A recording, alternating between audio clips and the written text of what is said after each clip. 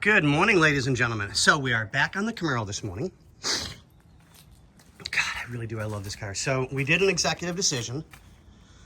The owner's just been super busy with personal things and work and everything like that. So we went with the reproduction for the center caps versus the ones that were on it.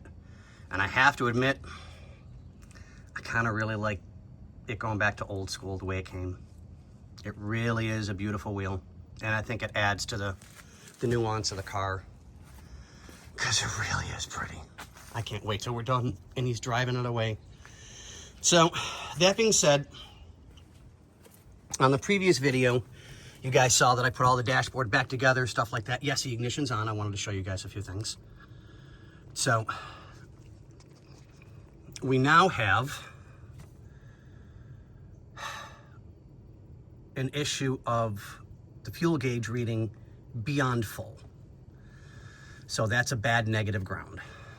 If it reads empty, it's positive. If it reads full and above, it's the ground. So I don't know if it's the ground here at the dash. I don't know if it's the ground at the back of the car. I truly have no clue. So we got a little bit of diagnosing to do, which we already knew that a lot of the gauges just didn't work on the old dash.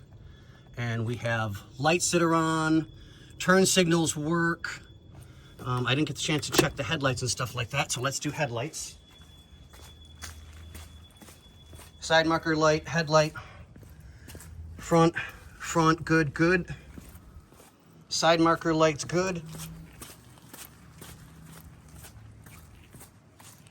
Tail lights on but dim, tail lights on but dim. So let's do turn signals.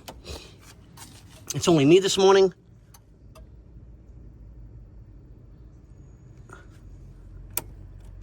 So we know that works. But the flasher's bad.